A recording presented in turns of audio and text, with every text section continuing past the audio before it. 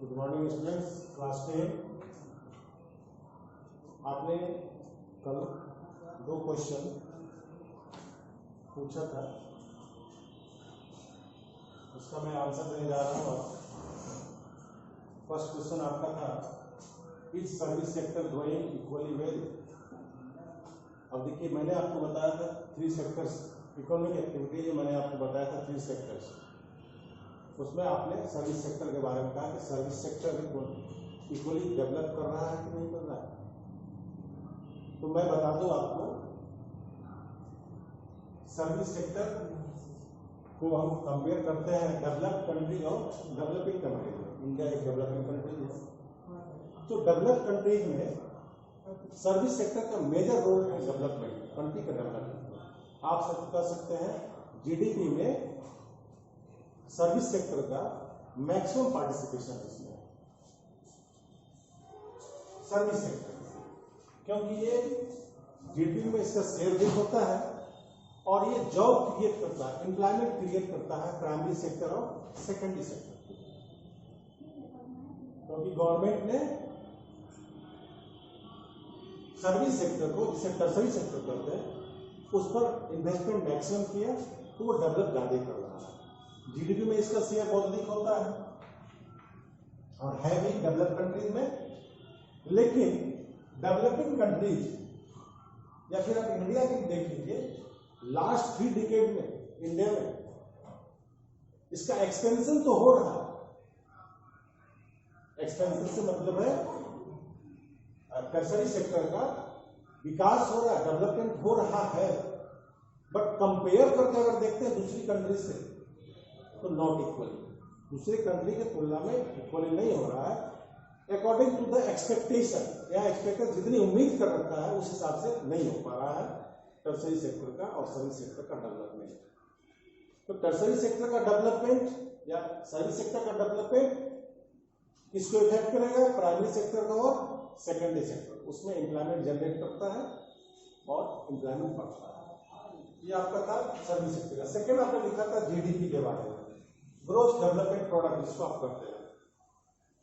ये होता है total value of product of the 3 sector.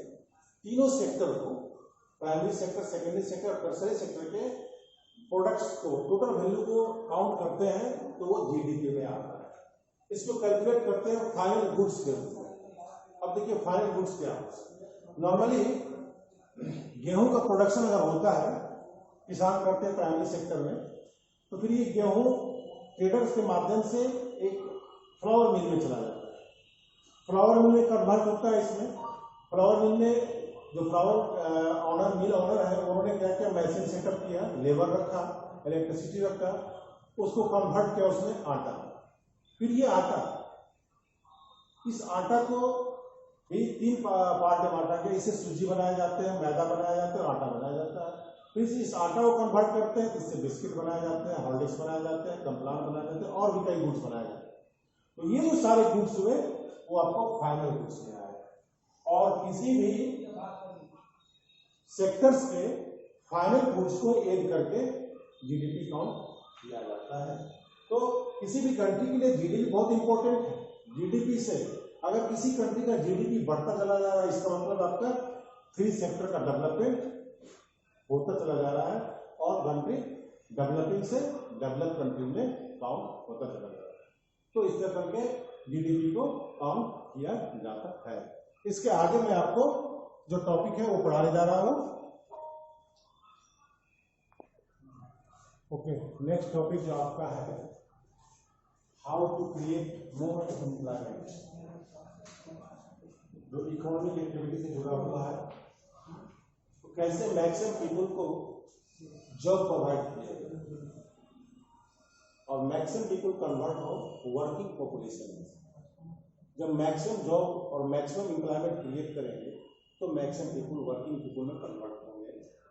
चलिए, primary sector, tertiary sector, secondary sector, तीनों में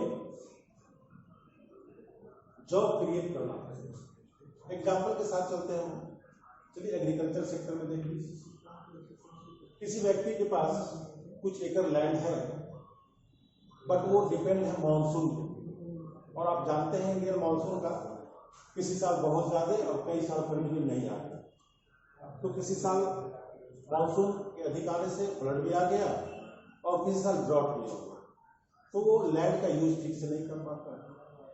but at the same time अगर गवर्नमेंट उसके लोन प्रोवाइड करती है उस फार्मर को, उस व्यक्ति को, तो वो कुएं का फाउंडेशन करता है, ट्यूबवेल फाउंडेशन करता है, वेल डिगिंग करता है, ट्यूबवेल का फाउंडेशन करता है और तब इरिगेशन सिस्टम वो अपना ठीक करता है। जैसे वो इरिगेशन सिस्टम ठीक करता है तो हमारे देश में आप जानते हैं 3 पीरियड आपका वो एग्रीकल्चर का है, रबी है, क्रॉप है एंड जायद है। वो तीनों क्रॉप का प्रोडक्शन करेगा, अगर तीनों नहीं तो 2 तो करेगा। 2 क्रॉप का प्रोडक्शन करेगा तो आप इमेजिन करें उस 2 क्रॉप के प्रोडक्शन में मैक्सिमम पीपल एंगेज होंगे, जो अंडर एम्प्लॉयड पीपल है वो मैक्सिमम उसमें एंगेज होंगे और उन्हें जॉब मिलेगा। उसी तरह गवर्नमेंट अगर किसी जगह डैम या फिर कैनल का कंस्ट्रक्शन करती है तो पहले तो डैम और कैनल के कंस्ट्रक्शन में ही जॉब मिलेगा और डैम और कैनल कंस्ट्रक्शन के बाद इरिगेशन सिस्टम डेवलप होगा। और ऐसे एरिया में किया जा सकता है जहां पे इरिगेशन प्रॉपर नहीं है, वहां के लैंड को प्रॉपर यूज करेंगे तो मैक्सिमम पीपल उसमें यूज होंगे एग्रीकल्चर सेक्टर में। फ्रॉम द बिगिनिंग आप एग्रीकल्चर कर सकते हैं, tilling of the land, irrigation, sowing of the seeds और उसके बाद फर्टिलाइजर।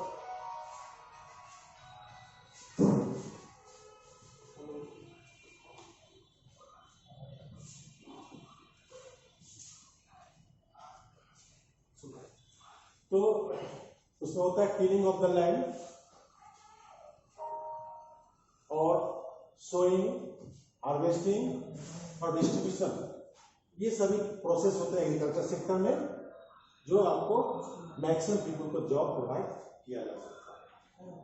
सेम टाइम देखिए अब इस एग्रीकल्चर सेक्टर को प्रॉपरली यूज करने के लिए अगर गवर्नमेंट ट्रांसपोर्टेशन सिस्टम को डेवलप करती है, कंस्ट्रक्शन ऑफ रोडवेज, तो उसमें पहले पीपल एंगेज होंगे, उसमें जॉब मिलेगा। और ट्रांसपोर्ट डेवलप हुआ तो एग्रीकल्चर सेक्टर से फार अवे से जो भी गुड्स है उसको ट्रांसपोर्ट करके शहर में लाना, इंडस्ट्रीज में लाना, फैक्ट्रीज में लाना, ये पीपल उसमें एंगेज होंगे।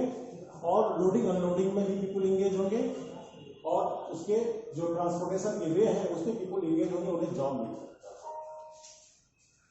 विलेज एरिया में अगर स्टोरेज का फाउंडेशन हो जाए, गवर्नमेंट लोन प्रोवाइड करे और स्टोरेज का फाउंडेशन हो जाए, तो जो सरप्लस ग्रेन और सरप्लस प्रोडक्ट जो फार्मर के पास होता है वह प्रोडक्ट उसमें स्टोर करके वह उसके अच्छे वैल्यू ले सकता है। जहां स्टोरेज होगा वहां भी ट्रांसपोर्टेशन से लोडिंग अनलोडिंग करने में पीपल एंगेज होंगे, जो स्टोरेज सिस्टम होगी उसमें पीपल एंगेज होंगे और इस तरह करके जॉब मिल सकता है।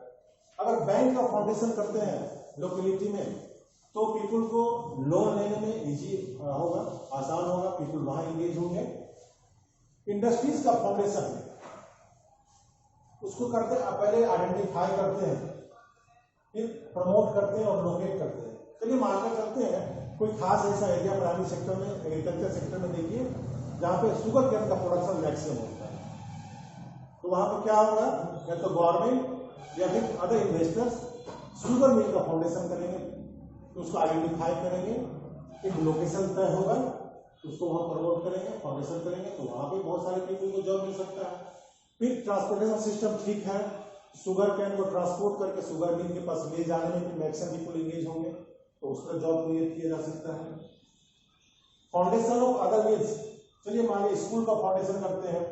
आप जानते हैं कि 2/3 of the students are attending the school, 25% of the school students are not going to the school। तो इस तरह अगर इतने सारे बच्चे स्कूल नहीं जा रहे हैं तो मैक्सिमम स्कूल का फाउंडेशन करेंगे, इंफ्रास्ट्रक्चर का फाउंडेशन करेंगे, स्कूल में बच्चे जाएंगे, उसके लिए टीचर का अपॉइंटमेंट होगा और तो वो जॉब क्रिएट होगा। हॉस्पिटल का फाउंडेशन करेंगे, उसमें जो हेल्थ वर्कर हैं उनको जॉब मिल सकता है। टूरिज्म को डेवलप कर सकते हैं देश के अंदर, जहां कहीं भी टूरिज्म की अगर संभावनाएं है, पॉसिबिलिटीज है, वहां उसको डेवलप करेंगे तो वहां मिलेगा। टूरिस्ट आएंगे, वहां छोटे छोटे शॉप्स होंगे, टूरिस्ट को डिफरेंट फैसिलिटी प्रोवाइड करने के लिए होटल फैसिलिटीज भी डेवलप हो सकता है, ट्रांसपोर्ट फैसिलिटी डेवलप हो सकता है, और इस तरह मैक्सिमम पीपल को एम्प्लॉयमेंट मिल सकता है, जॉब मिल सकता है। आप क्राफ्ट इंडस्ट्री के बारे में देख लीजिए, लोकल क्राफ्ट इंडस्ट्री को डेवलप कर सकते हैं, हैंडमेड गुड्स को प्रमोट कर सकते हैं, ताकि पीपल को अपने घरों में ही कॉटेज इंडस्ट्री के रूप में वो प्रोडक्ट करें और उसको एक मार्केट मिल सकता है। तो इस तरह करके हम मैक्सिमम एम्प्लॉयमेंट और जॉब क्रिएट कर सकते हैं। गवर्नमेंट भी स्टेप लेती है, आपने सुना है नरेगा और मनरेगा, गवर्नमेंट स्पेशली इसको राइट टू वर्क के अंदर लाया है।